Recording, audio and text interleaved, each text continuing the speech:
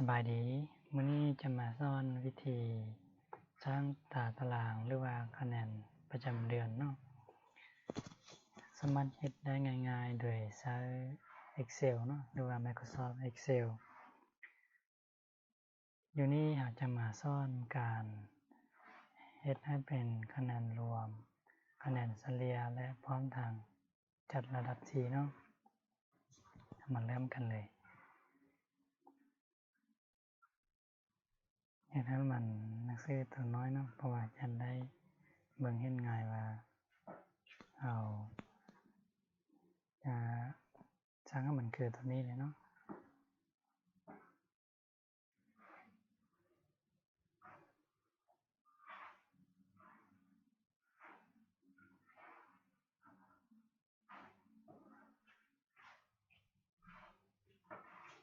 วิธีสร้างตารางให้มันเป็นสีดำแบบนี้เราเพียงแต่เข้ามาที่border นี่เนาะเราก็มาเลือกบอลว่า all border เมื่อเราติ๊กใส่ all border แล้วทุกอย่างมันจะกลายเป็นตารางของเราเนาะเราอยากเฮ็ดให้มันใหญ่ขึ้นคือแบบนี้เราจะเฮ็ดได้เราต้องได้มาลากเนาะวิธีลากก็คือเราต้องมาลากอยู่แก่เนาะพอจะบ่สามารถลากอยู่กลางๆได้มันลากอยู่แก่ต้องการให้มันใหญ่เอาเพียงแต่ดึงลงเนาะมันใหญ่แล้วเนาะ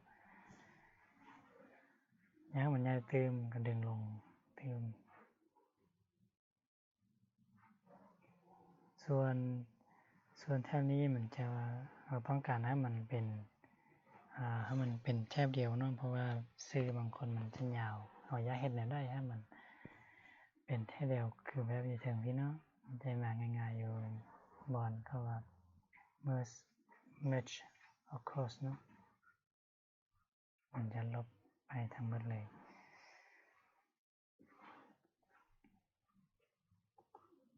ส่วนเราอยากเฮ็ดให้แถวนี้มันให้หมดก็คือเฮ็ดคือตัวถึงพี่เนาะเราจะเฮ็ดแนวใดเราก็เพียงแต่มาสีดำให้หมดนี้หมดเลยเนาะมีแต่เข้ามาที่ merge center มันจะทำการให้หมดเลยเนาะหลังจากนั้นเรามาเปลี่ยนแบบฟอร์มเนาะเพราะว่าเวลาเรามาเปลี่ยนแบบฟอร์มเวลาเราเขียนหนังสือเข้ามาเนาะมันจะเป็นฟอร์มของ Calibri เนาะเพราะว่าเวลาเราเขียนมันจะบอกสวยงามเนาะตำแหน่งเดือนมันเห็นตัวถึง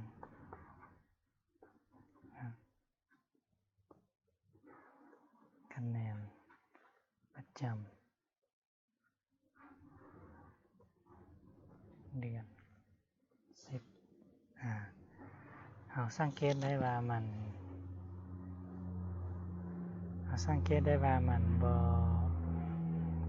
มันเป็นหนังสือที่บ่งามและมันเป็นหนังสือที่เบิ่งบ่ค่อยเข้าตาเนาะเพราะฉะนั้นเราต้องได้มาเปลี่ยนแบบฟอร์มของมันให้มันเป็น Pixelart OT การเปลี่ยนแบบฟอร์มง่ายๆเนาะมีแต่เลือกทาสีใส่ทั่วที่ตารางที่เราต้องการมีแต่มาเลือกแบบฟอร์มเนาะไปเลือกที่ Pixelart OT เลื่อนลงมาเนาะ Pixelart OT เอาติ๊กใส่แล้วมันจะกลายเป็น Pixelart OT หนังสือมันจะเบิ่งงามขึ้นเนาะหลังจากนั้นเรามาเขียนระดับเนาะเรามาเขียนระดับชื่อและนามสกุล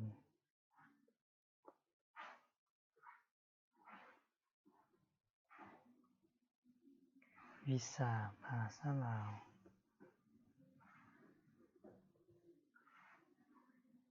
คณิตศาสตร์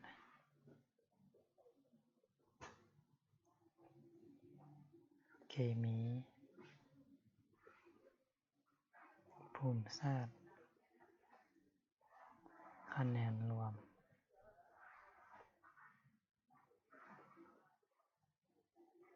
คะแนนเฉลี่ย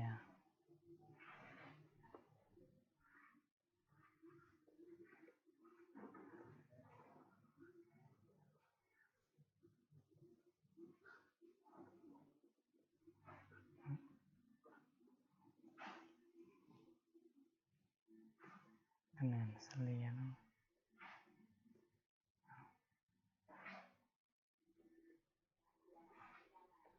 แล้วก็ระดับทีเนาะ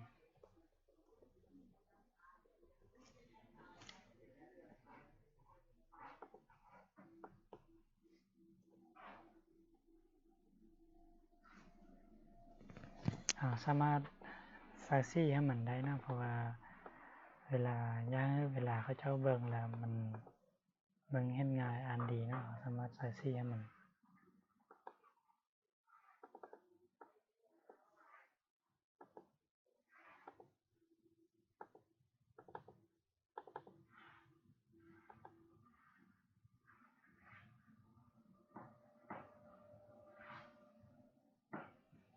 นี่ก็คือวิธีใส่ซี่เราสามารถเฮ็ดให้ตัวหนังสือมันยาวขึ้นเนาะหรือว่าเป็นสีดำขึ้นถ้ามันเห็นสีแจ้งขึ้นเนาะมันใส่ง่ายหลังจากนั้นเราก็มาพิมพ์ตามที่พิมพ์คะแนนหรือว่าพิมพ์ชื่อตามที่เรามีเนาะใส่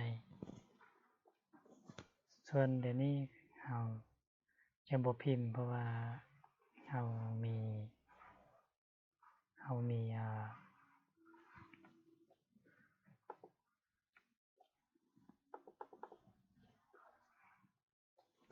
มีตัวอย่างอยู่ถึงแล้วเนาะเพียงแต่ใช้เป็นตัวอย่างให้เราเบิ่ง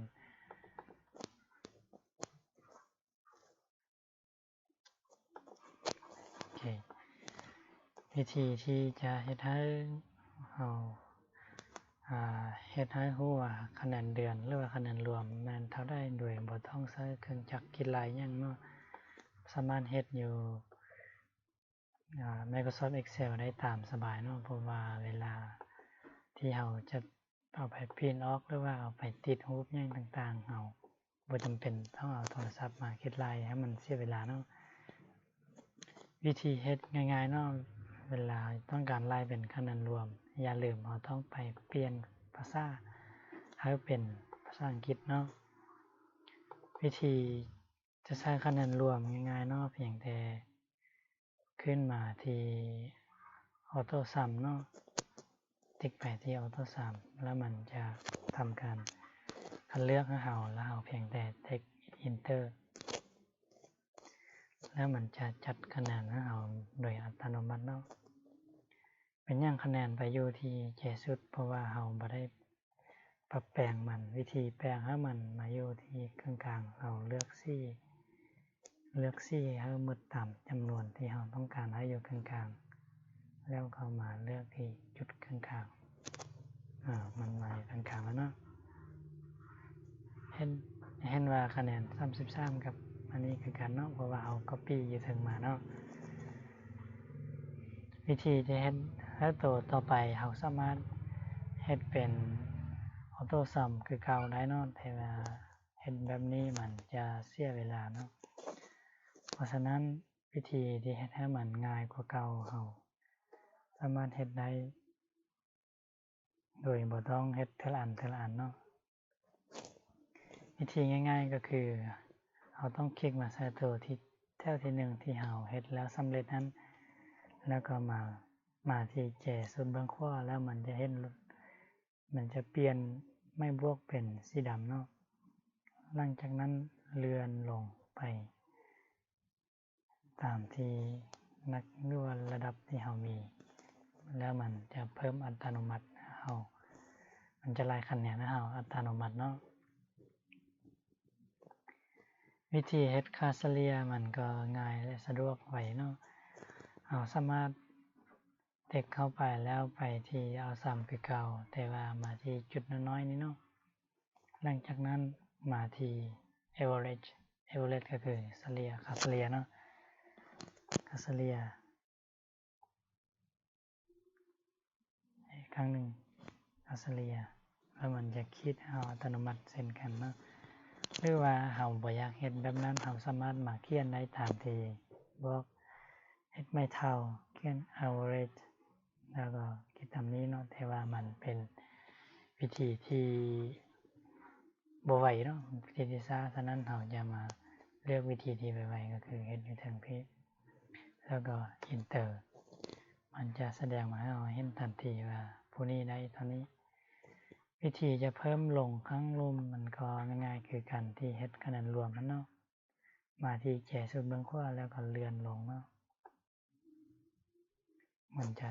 จัดระดับที่ให้เฮาโดยอัตโนมัติเช่นกันวิธีจัดระดับที่ให้นั้นเฮาสามารถเฮ็ดได้ง่ายๆก็คือบีบเข้าไปในตารางเนาะวิธีจัดระดับที่เฮาจะมาซอกอยู่ถึงพี่มันเห็นแต่ว่าอยู่เท่านี้มันจะบ่มีนะเฮาต้องไปที่ more function แล้วก็มาเลือกอยู่ที่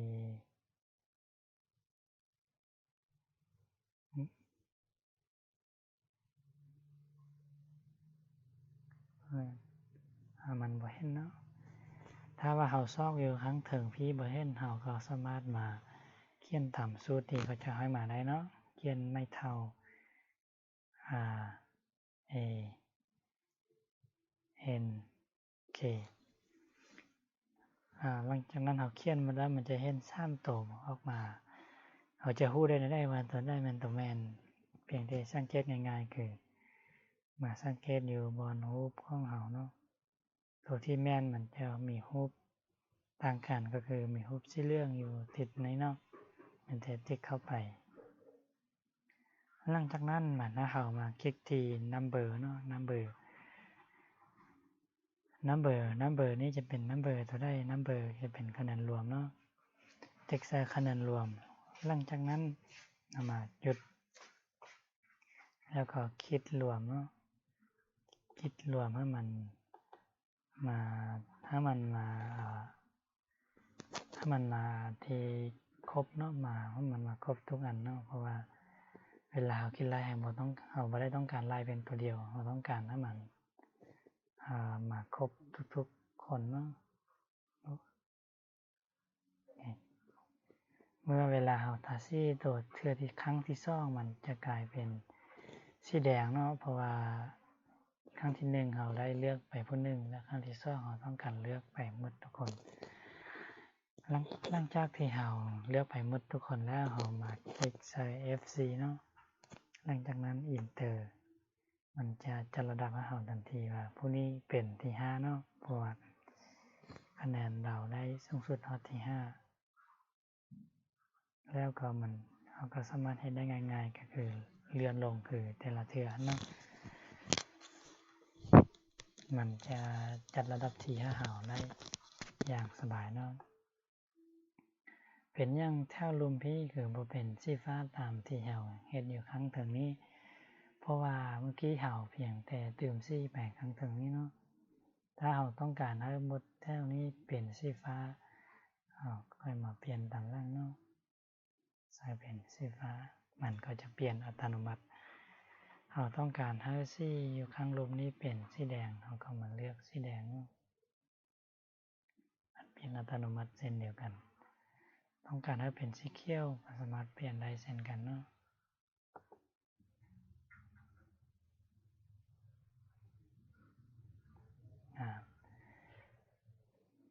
ทีนี้คำถามที่ถามคือเป็นอย่างอยู่ถึงกับอยู่รวมสีมันคือบ่แจ้งเท่ากันคำตอบก็คือเรายังบ่ทันได้ใส่ตัว B หรือว่าได้ใส่ให้มันมีสีแจ้งขึ้นเนาะเพราะว่าเวลาเราใส่เวลาเราเขียนหัวข้อตัวถึงที่เราได้ใส่เป็นตัว B เนาะได้มาคลิกตัว B แล้วมันจะเห็นเป็นสีแจ้งคือเดี๋ยวนี้เราต้องการให้มันเป็นสีแจ้งเราสามารถเลือกตามที่เราต้องการให้เป็นสีแจ้งหลังจากนั้นมาคลิกตัว B เราจะเห็นได้ว่าสีมันซ้ำกันมันเห็นคือกันเนาะสีมันจะแจ้งเท่ากัน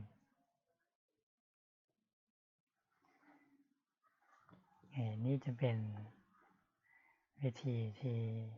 เฮ็ดตารางเนาะเฮ็ดคะแนนประจำเดือนเนาะเราสามารถเฮ็ดเป็นไข้เครื่องหรือว่าเฮ็ดได้หลายๆอย่างเนาะ